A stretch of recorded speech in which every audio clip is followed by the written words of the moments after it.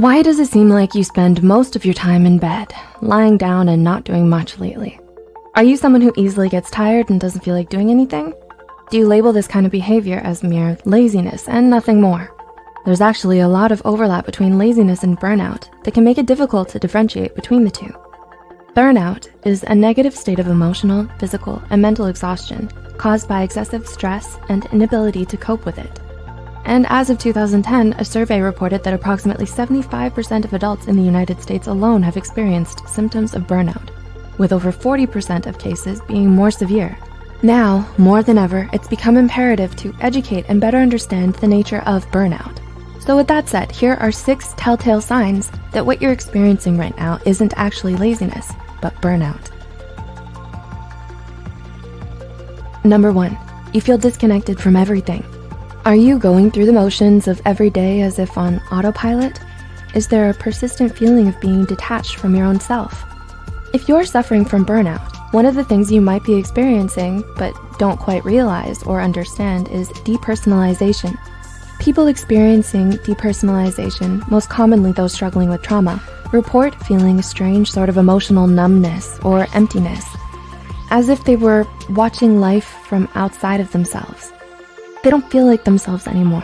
They don't feel engaged by anything, and they constantly struggle with the overwhelming sense of helplessness and inability to take back control of their lives. Number 2, you used to be motivated. Laziness is a character trait, and character traits tend to remain stable over time. A lazy person doesn't ever feel like exerting effort or applying themselves to things. But if you used to be self-motivated and high-achieving, often excelling in certain areas, and have only recently become exhausted, apathetic, and unmotivated, then it's more likely that you're suffering from burnout and not laziness like most people would think. Number 3, you used to be passionate. A clear difference between someone who's burnt out and someone who's lazy is that the former used to have things they were passionate about, but may now be struggling to find interest or enjoyment in anymore. Whether it's a talent, a sport, or just your academic or professional performance in general, burnout can make it hard for you to do the things you once loved or felt passionate about.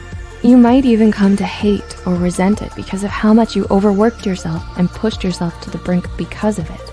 Ouch. Number 4, you've become moody and irritable. Do you suddenly find yourself snappy and easily irritated? Do you often feel emotionally out of control nowadays and don't know why? Moodiness and irritability are common but often overlooked signs of burnout. So if you start to have trouble controlling your emotions, especially when it never used to be a problem for you, this might be the reason why. Lazy people, on the other hand, are a stark contrast to this because they're often very relaxed, laid back, placid, and unaffected by things. Number 5, you've neglected your self-care. One of the most distressing warning signs that someone may be emotionally and physically burnt out is if you start neglecting your self-care and socially withdraw from others. There are concerning changes in your eating and or sleeping patterns. You stop making an effort to groom yourself or look good, and you tend to spend most of your time by yourself doing nothing because you're so easily exhausted by even the simplest of tasks.